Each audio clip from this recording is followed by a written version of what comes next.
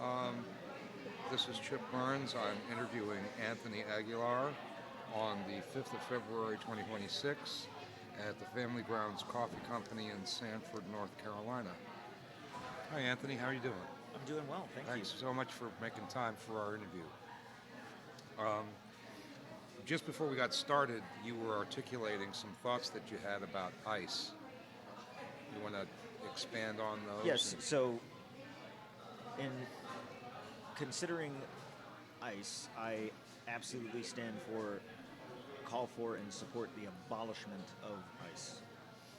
In doing so, it must be done immediately, but it must also be done responsibly in terms of how do we preserve the funding and the functions to have responsible immigration, responsible naturalization, responsible pathways to immigration that are responsible and enforceable.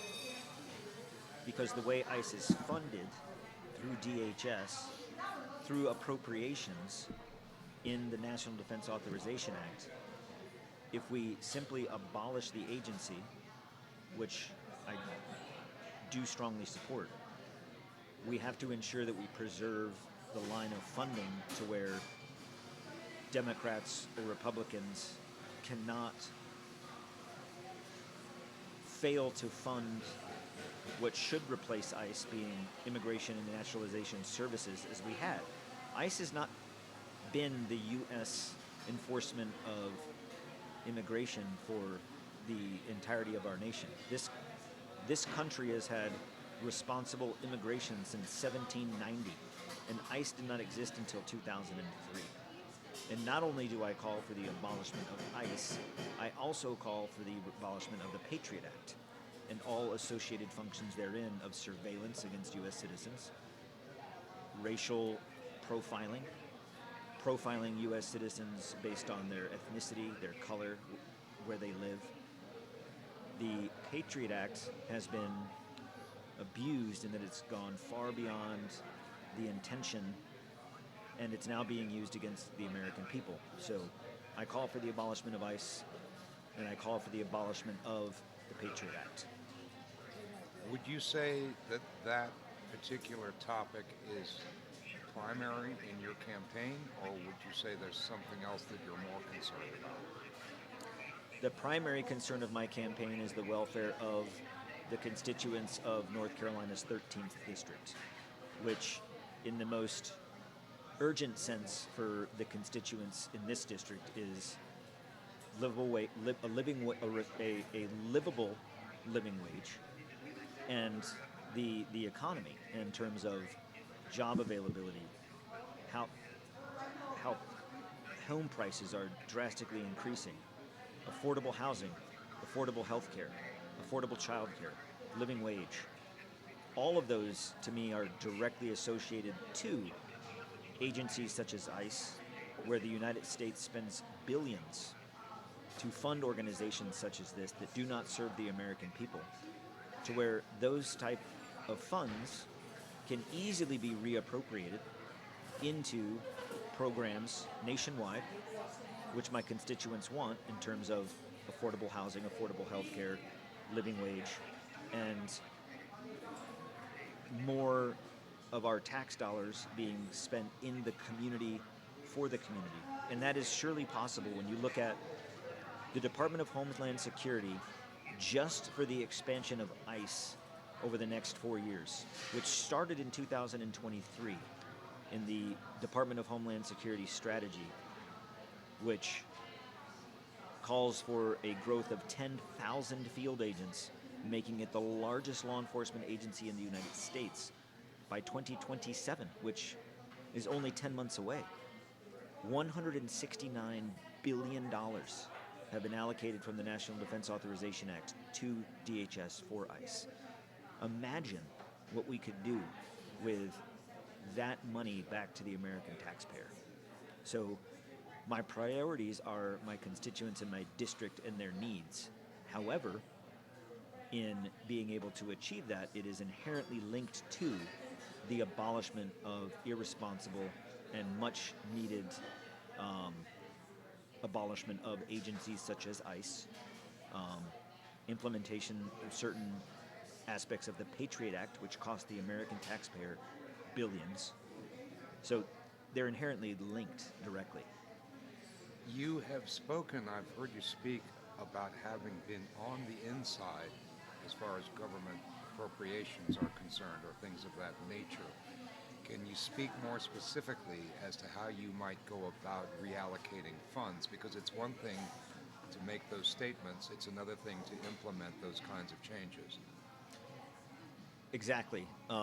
Words only go so far. What's the action? So I have years of experience in reviewing the National Defense Authorization Act, the National Military Strategy, the National Defense Strategy.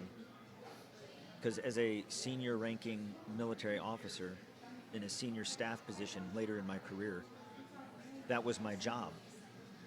And it became very clear to me that within the National Defense Authorization Act, which funds the strategy for the National Military Strategy under the National Defense Strategy, that there are billions of dollars in duplicity, in waste, in fraud, in expenditures on research and development programs that never pass phase one because the investment was put into companies. Phase one, could you be I'm a sorry, little more clear about by that? phase one I mean in research and development, phase one is simply the conception of an idea.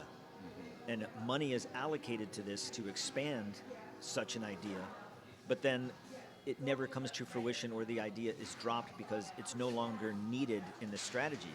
Billions of dollars that are wasted. The U.S. Department of Defense has not been audited in over a decade, and in their auditing before, they have failed those audits. The Department of Defense should be audited with accountability. Billions of dollars can be re-secured back into spending money on the American taxpayer. Before we get too far away from one of the things that you just said, I'd like to ask you something. In my experience in the engineering world, there are phases of a project. There is conceptual design phase, there is detailed design phase, there is implementation phase, there is test and reliability, there's sorts of things. And I'm wondering, how do you see carrying forward from starting with what I believe you just said was conceptual changes to conceptual design, application of conceptual design funds, or something? Am I being clear here? You see what You're being clear, and in the Department of Defense, because research and development in certain munitions or technologies are dominated and controlled by the military-industrial complex, the military-industrial complex sets the rules, not the client. So, the client being the Department of Defense. Right. So, as an example, let's say that the United States Army wanted to pursue a new loitering missile to replace the Javelin missile system. And in doing so, have a vendor or a company that can begin initial design and concept. Well, if they're the only ones that have the ability to pursue that design, they get to set the rules, such as, hey, Department of Defense, not only will you pay us up front for concept and design, you will pay us for concept, design, prototype, all the way into initial fielding, and you must pay all that up front. And the Department of Defense will do that. And then within 6 months, the National Defense Strategy then dictates, hey, Army, you don't need to have that capability, so we're not going to fund you for that anymore. So all of that money paid up front to that company keeps. Really? That's how it works. Because Well, the I military-industrial complex sets the rules.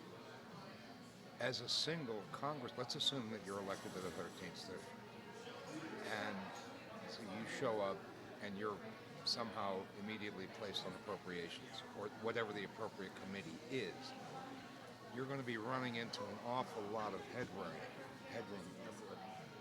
People are going to be pushing back against what you're talking about.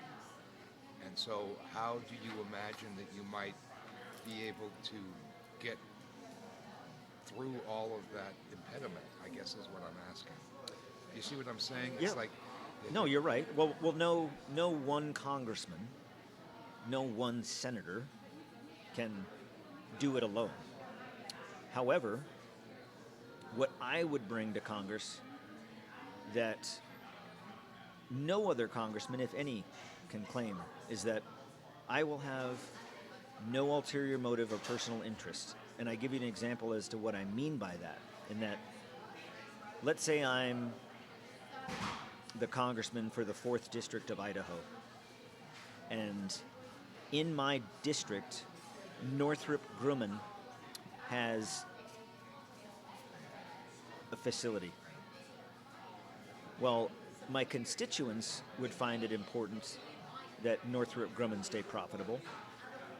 However, if my constituents called for the abolishment of a certain type of weapon that Northrop Grumman made and no longer providing it to a certain ally that uses it irresponsibly, and my constituents are calling for that, is my legislation or my pursuit of that vote in some way compromised by my own personal investments? Sure. Like I have investment in Northrop Grumman. Of course.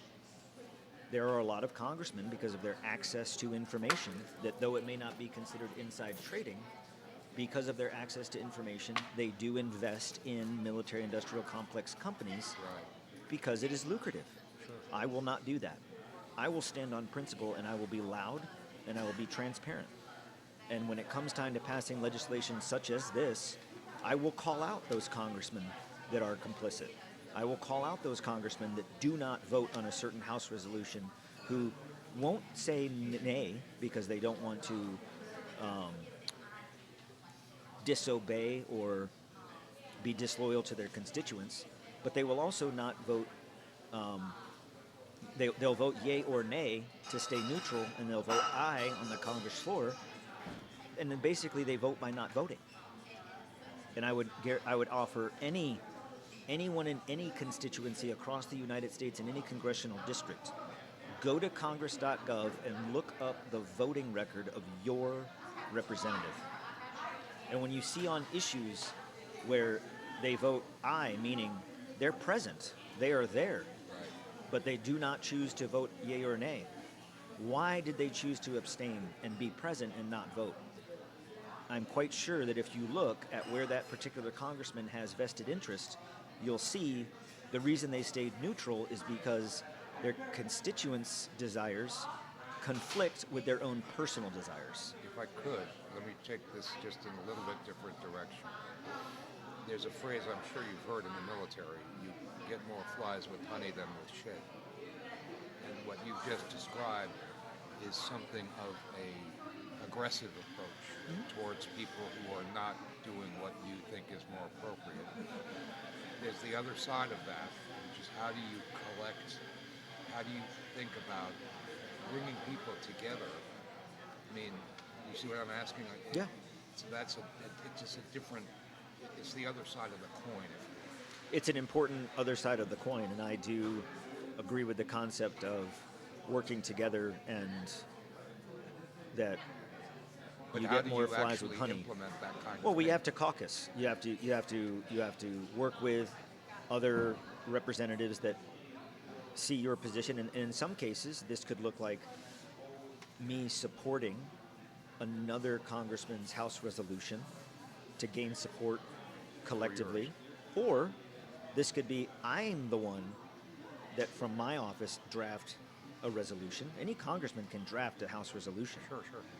And that once drafted, either during drafting or after drafting, I communicate and socialize that with other congressmen, those that I know are supportive of it, but then those that aren't supportive of it, to have tough conversations. And when I say confront or be transparent about it, I don't mean embarrassing them. What I mean is having caucus or meetings with them, but being clearly honest as to what the position is to say, okay, Congressman Smith from Arizona, here are the facts that as we know them.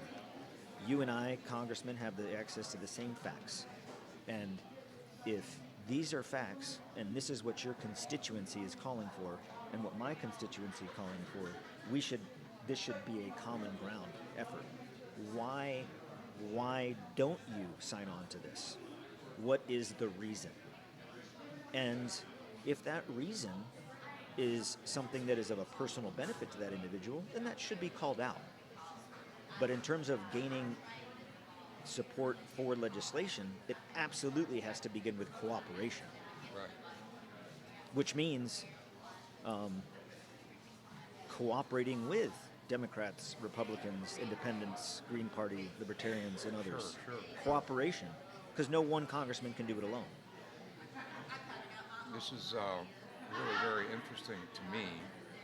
We're going in a completely different direction than what I thought we would, which is actually a good thing, because I was going to ask you questions that have pretty much already been covered by other interviewers, and seems to be we're plowing new ground here. We've talked about the theme of your campaign, and I think I've got a pretty good handle on what your main talking points are. I'm sure you're familiar with Matthew Ho and the obstacles he ran into in the 2022 Senate race. What have you done to prepare yourself for that kind of onslaught? Because it's certainly coming. It is coming, and I know Matthew Ho very well. We've discussed this situation. When the North Carolina voting laws were slightly different the last time when he ran. So I will not necessarily be fighting to be on the ballot. I will be on the ballot. I'm sorry, could you elaborate on what you mean by that? So because I am not running as a Democrat or Republican under law before, you would have to have a certain number of, you would have to petition. You would have a certain number of signatures or a certain number of names to get on the ballot. Right. And that is where Matt Ho was running into issues getting on the ballot. And then once on the ballot, being legally challenged by the Democratic Party. Right. Those laws have changed now. Oh, good. So I will not have that same challenge. However, co-option is not only in the legality of being on the ballot or not. I see the Democrats trying to co-opt a lot of my message to make it theirs to attract people to the Democratic candidate. The Republican candidate... What is your party affiliation, if any? Green Party. Okay. Just want to get that clear. Yeah, Green Party. Just wanted to put that on the tape. Yeah. So here's what a Democrat or a Republican would say about a Green Party candidate or any third party or independent, is that they are a spoiler. Right. And what I will say very clearly to all Americans is that in today's political environment, where 40 to 50% of all adults identify as independent, and the vast majority, I'm talking about nearly 90% or even greater, of Gen X, Gen Z, millennials identify as independent, want someone to vote for, and they feel that the choice, or the dilemma between choosing a Democrat or Republican is the least bad of two bad. What third-party candidates provide is not a spoiler. It's an enhancement to the election. It's an enhancement to the choice. The Democrats and the Republicans don't like that. It spoils their campaign. Right. But for the American people, it is not a spoiler. For the American people, it is an enhancement. And voting third party in today's political environment is not a waste, because we see that even in our Congress or our House, this idea of voting along party lines is no longer the case. Right. Well, let's take that just a little bit different direction. I'm not a child anymore, but it's my perception that the people that you're talking about, the Gen Zs, the millennials, they are largely disconnected from the political process for a variety of reasons. which presents a challenge to you. How do you get those folks to become engaged? So I would push back on a certain aspect of that. Okay. I would say that the majority of Americans are politically disconnected Yes. in terms of understanding the processes, understanding a primary election versus a general election, understanding a midterm election versus a presidential election year, where you also have, midterm elections coinciding with the presidential election. Most Americans don't understand that. What I have seen in that generation of 18-year-olds, those that are just coming of age to vote, and that 18 to 26, 27-year-old population are very informed from what I've seen. I see. From traveling the country. In your district, maybe. Not just in my district. No, but I mean, that's where it Yeah. makes the most. That's Well, where well, it's the sure, most but I important. would say in this district, not only traveling the country, but in this district at UNC, NC State, Campbell, those are all in my district. But that youth are becoming more and more informed of the process and more informed of what the issues are. And how do you make them aware of your candidacy? Well, we're going to campaign. We're going to do town halls. We're going to spread it on social media. We're going to do knocking on doors. We're going to do phone calling. We're going to do, putting out signage. We're going to do hosted events. I'm going to be at events out in the community. I'm going to be working with a lot of the student union groups that I've already been invited to speak to and be a part of and work with in North Carolina to help spread the message of my candidacy, but also to spread the message of what are the critical issues that face our nation in the next 5 years.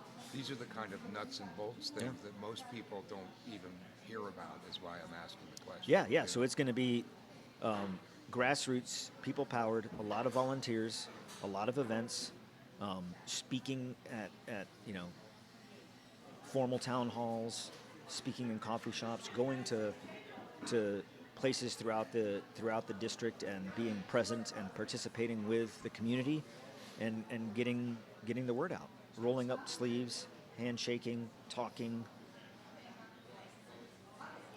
So, excuse me, for the CAM readers of this article that I proposed to put together, they're going to be interested in some things that have to do with the wars that we're currently embroiled in. I'm wondering if you want to say anything generally about the number of conflicts we're involved. I know that you mentioned something that even I wasn't aware of, that there was a war in the Philippines, or some sort of activity anyway. I consider myself pretty well informed. I didn't know about that. So I've got a list here: Ukraine, Venezuela, Syria, Gaza, Philippines. Is there anything else that you would put on that list? Iraq needs to still be on that list because Okay. we are still there. Right. And The Philippines, which you have. which I have. Yep. Anything else? Somalia, Oh boy. Yemen.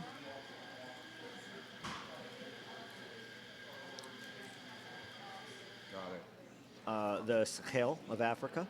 The We have Sahel. special forces. That's Sahel, isn't it? Sahel, the Sahel, which is Generally. Nigeria, Niger, Mali. Right.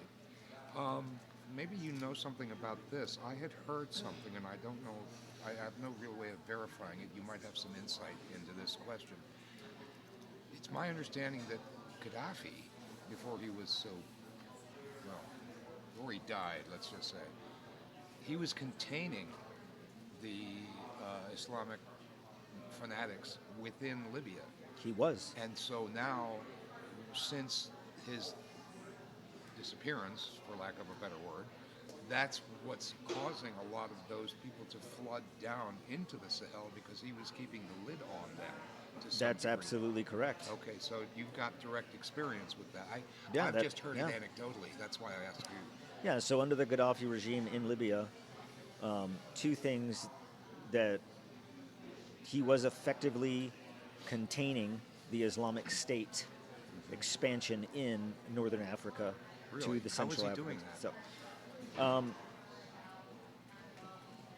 brutal military tactics. Really? I'm not saying that his tactics that he was doing were by any means humane, but here's the thing. He was willing to do something, and he was, it should be no doubt to the American people that ISIS came to be and was created and grew because of failure of U.S. policy. Absolutely. That is, Yeah. there's no debating that. Right.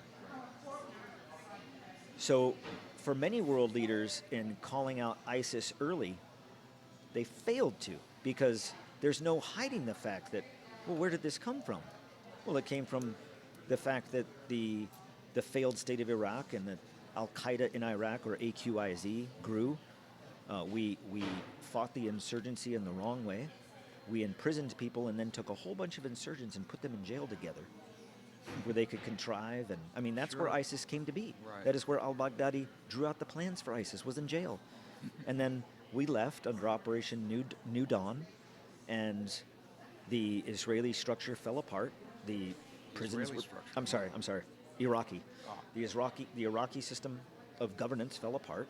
The prisons failed. They escaped. They created ISIS based on the remnants of the dissatisfaction that we sowed into the society. We created ISIS. Gaddafi was not afraid to be one of the early people to recognize that and do something about it, knowing that it would spread, because ISIS was not just in the Levant. You had ISIL in the Levant, but you also have ISIS Khorasan in the border of Afghanistan, Right. growing throughout Central Asia.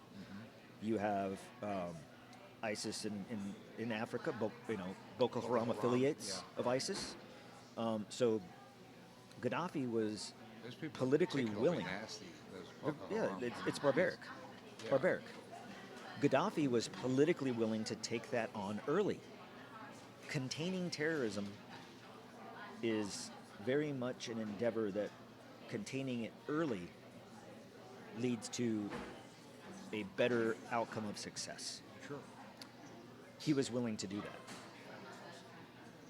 To his dismay, as soon as he started talking about nationalizing Libyan oil and nationalizing Libyan currency and dumping the dollar, well then, that was his downfall.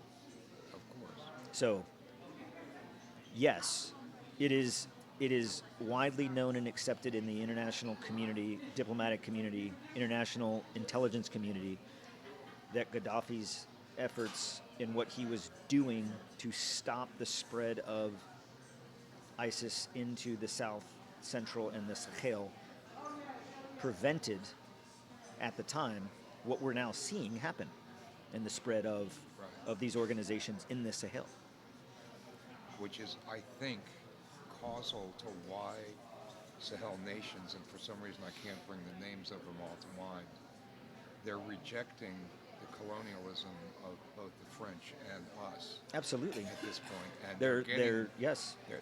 the media is trashing them for doing that, it seems to me. The media is trashing African nations from finally taking a stand against Western European Right. and American colonialism, because the alternative to that is China and Russia, And they're trying to prevent that spread.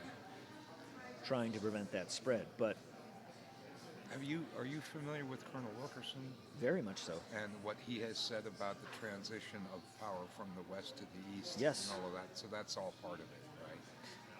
I mean, we're talking. It's all in the same milieu. Absolutely, yeah. Yeah. And I've talked with Colonel Wilkerson about this extensively. He's I've an talked to him astonishing quite a guy. bit. Just the guy is amazing. I consider him a mentor. Oh, great. When you think about over the last 25 years since we've started this global war on terror, the rest of the world didn't just stop and sit back for America to lead the way. What China has been doing, particularly in that 25 years, is building an economic powerhouse Yes, around the world. I know. So is Russia. Russia's been facing some other issues, but they were focusing on that. And I remind readers and listeners, and I remind all Americans to remember Every nation, whether you're the Maldives or the United States, every nation has four components of power: diplomacy, information, the military, and the economy. It's simply referred to as DIME. Over the last 25 years, the United States has more and more so abandoned diplomacy, weaponized the economy, and used the military for everything, and turned information into propaganda. Right. Whereas China has been maintaining pace militarily. But when's the last time China started a war? Yeah. They seem to be doing things under the radar to some degree. Of course. Yes. Because they're engaged in economic warfare. Mm-hmm. Why would they reveal what they're doing? When I was in Tajikistan, I was there for a year. What were you doing there? Again, wars that people don't know about, right? Right. I was in Tajikistan. So I should put that on my list here? Sure. Tajikistan. Can you spell it? I don't know how to spell it. Tajikistan.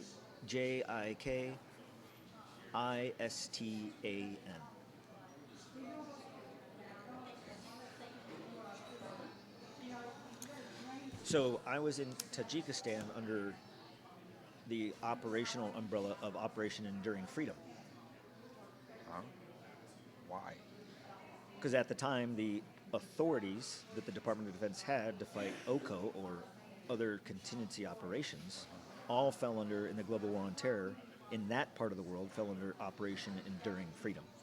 So you had Operation Enduring Freedom Afghanistan, you had Operation Enduring Freedom Central Asia, and you had Operation Enduring Freedom Philippines.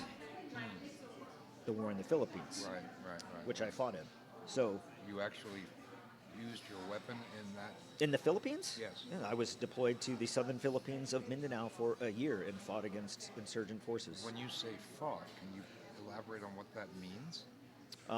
Fighting war, training with, employing with, deploying with Filipino partnered forces against the Moro Islamic Liberation Front, the Bang's Moro Islamic Liberation Front in the in the jungles of the Philippines. I don't know if you're permitted to answer this question, but were you yourself a trigger puller?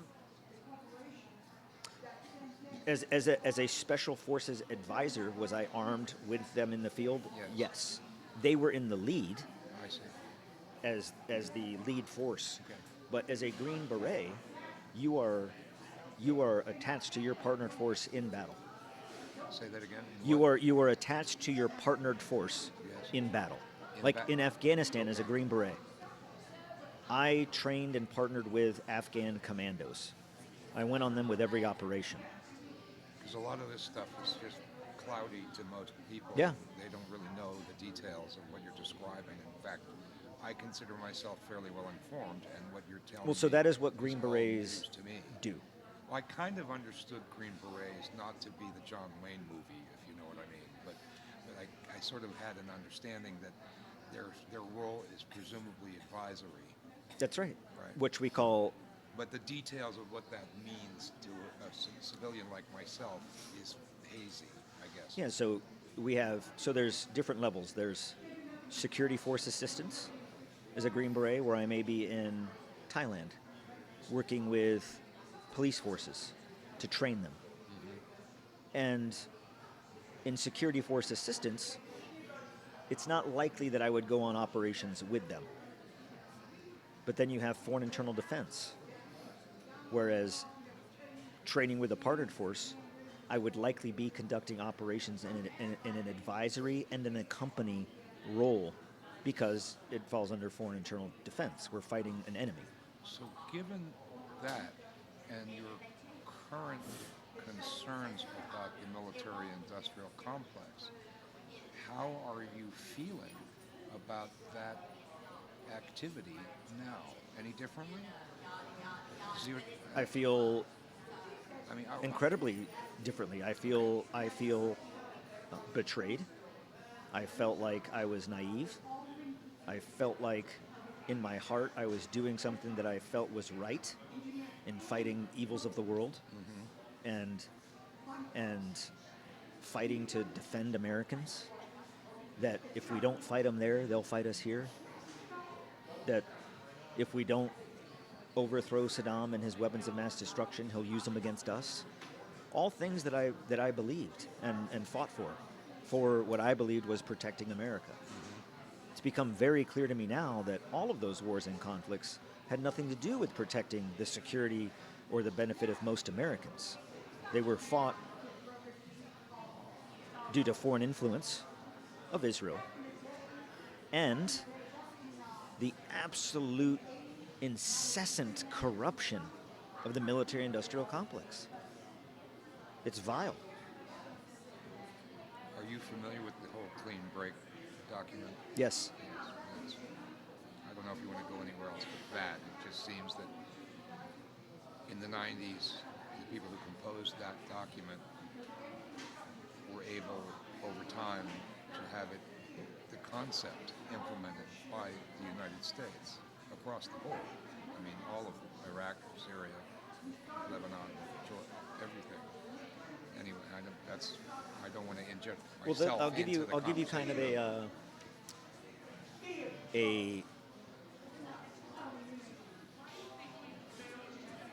real world example of that in action.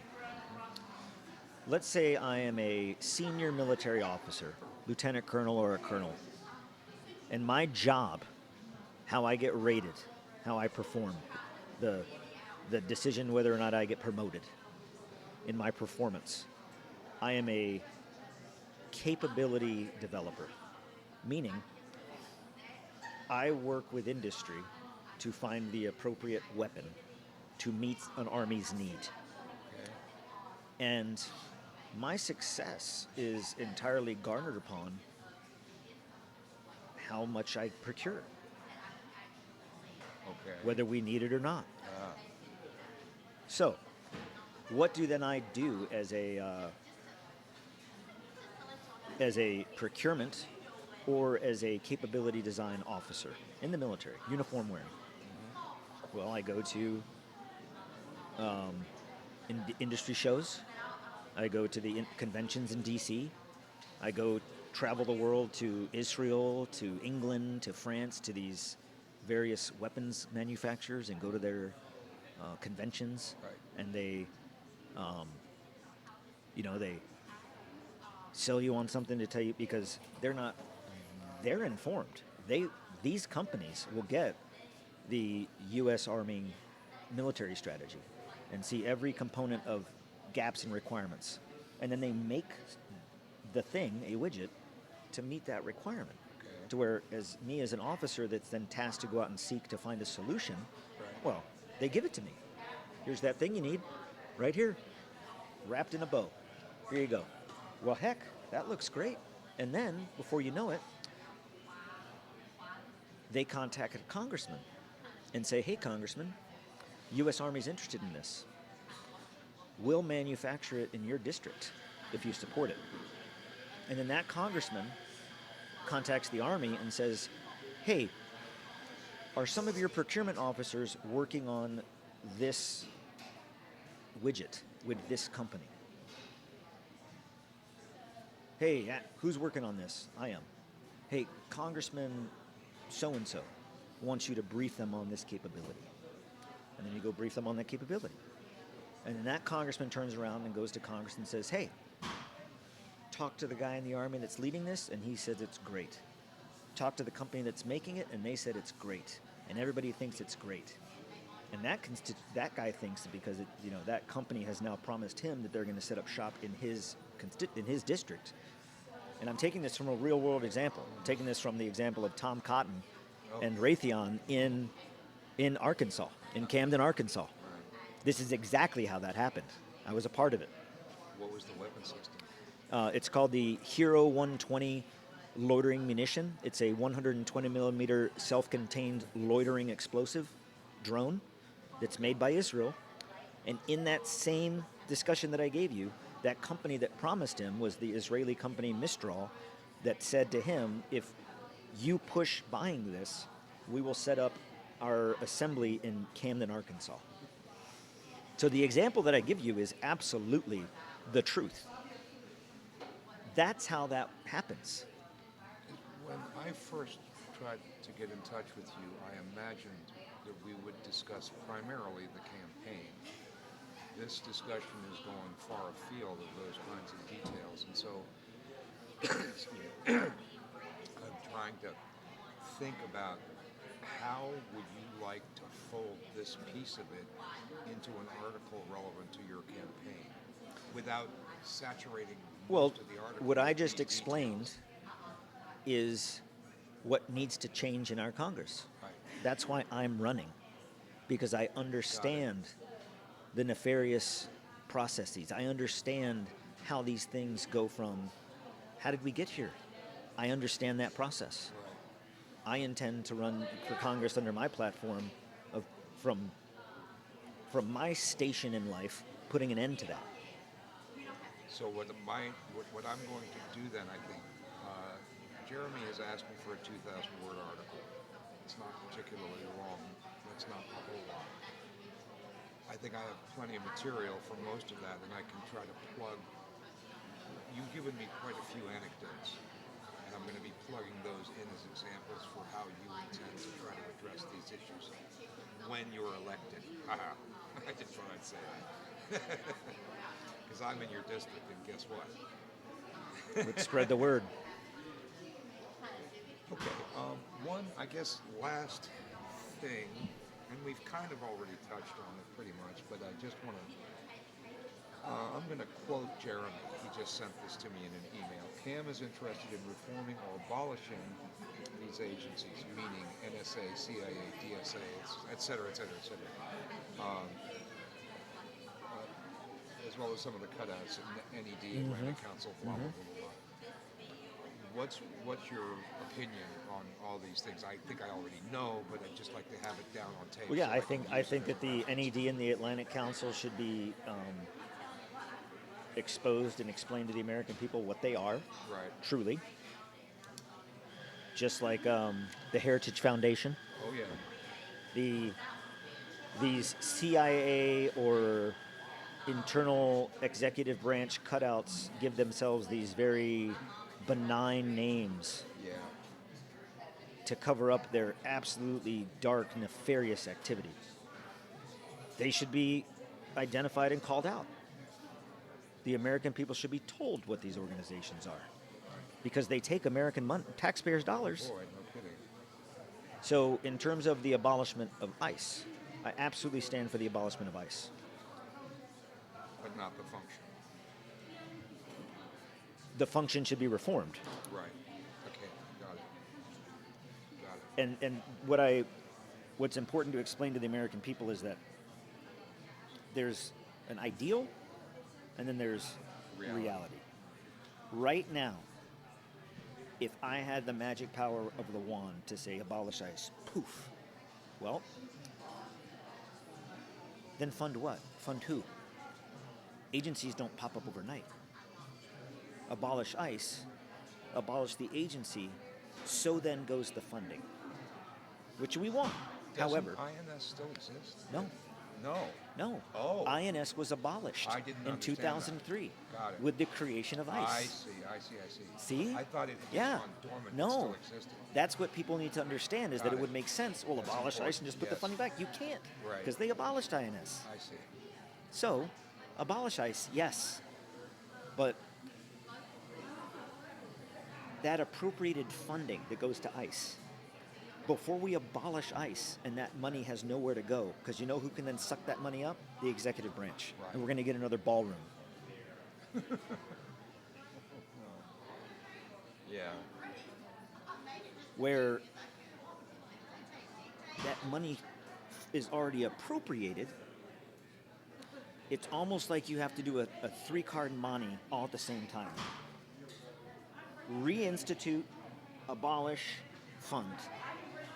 You cannot just, and that's where I think a lot of politicians or a lot of lawmakers make drastic mistakes in promising the American people something that is antithetical to the Constitution. You can't fund something that doesn't exist. Right. Right now, ICE is the vehicle for that funding. So yes, abolish ICE, but we have to have it set up to then immediately what will then be funded. Is it possible to simply resurrect the INS? Absolutely. Okay, so that's a way. That's one idea for how to Absolutely. redirect Yeah, the funding. absolutely. Absolutely, which is what I believe should happen. But even then, the function of ICE, which ideally shouldn't be this enforcement mechanism in the streets of our nation, is it responsible as a sovereign nation to have secure borders? Well, sure. That doesn't mean end immigration. What that means is that we have to have a more responsible, effective pathway to citizenship. Because here's what happened in 2003. This lie that Republicans tell about the rise in illegal immigration, Right. or undocumented immigrants, or whatever we're calling it now. In 2003, nationwide, there were only about 8 million undocumented immigrants. Well, there aren't that many more now. There's only 11 million. Exactly. Yeah, there's not that Right. many. Yes. This is Out not of this is not a 330 scourge of the million land people, that they want to make you it's think. 3%. What are you talking about? Yeah, yeah, exactly. And in that, the reason for that change was not because we had more people crossing the border illegally. It was because those that were here legally, that came here on a work visa or a visa, or were here through they crossed the border legally. When INS was abolished, the immigration and naturalization process for them to become citizens went away. Evaporated. Yeah. So then, while they were Now they here become- legally, well, yes. now they become illegal because the pathway for them to become legal is gone. Oh man. That's the That's truth. really interesting. I hadn't thought of it that way, but yes, you're absolutely right. That's bizarre. Okay, so we're coming up on about 45 minutes here. I think I have plenty of material for a 2,000-word article. Is there anything else you want to close out with that's of pressing interest to you right now? In terms for my campaign, I want to reiterate that it is people powered. I don't say that as tongue in cheek.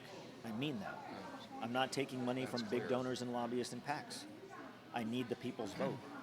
And in this district, to win, 275,000 votes, I'll win. 300,000 votes, I'll dominate. We have 813,000 constituents in this district. Every American over the age of 18 should get out there and vote. I hope they do, because I've been watching this since before you were born. And I have been watching its slow deterioration. Very good. Anthony, thank you so much. It's been a real pleasure to talk to you. And I wish you the best of luck. Yeah, I just feel that Well, let's just we're on the prove right them side of all history. wrong. How about that? We're going to. Okay. Very good. I mean, I was, Go ahead. yeah, I just sometimes think of the challenges that I faced in my life, like, as a Green Beret. Like, hey, this entire region is going to fall if we don't influence a partnered force to work within the district's governance to save this area. Army says it can't be done. Well, I think it can be. And you did it. So I did it. Well, I didn't do it. My Right. team. But you were part of it, sure. Part of it. So getting the right candidates that the people want into office is not only possible, it is feasible. It is right there for the taking. The only thing that will stop us is ourselves in believing the lies of that, well, you have to vote Republican or you have to vote Democrat. Yeah, my And I would cousin- ask anybody I why. told my cousin that I Why? had voted for Jill Stein. She said, you threw your vote away 6 times. And I'm like, no, sorry. not true. guys." Yeah. And I would say to anybody, in this last election, well, anybody that didn't vote Republican threw their vote away because the Republican won. I mean, that's like saying that any time the person you vote for Right. doesn't win, you threw away your vote. It's not true. That in the 2000 election, 300,000 registered Democrats voted for Bush. And so they needed to blame Ralph in order to make Hillary feel better. It was just ridiculous. Or no, Gore, excuse me. But regardless, the DNC did that. So, just an anecdote. Most people aren't aware that it was written about in Salon and in Reason magazine. But these are small publications. Yeah. Most people don't know. Well, again, thank you very much. It's great. Good luck Thank to you you. in your campaign. Yeah, and you can, you know how to get a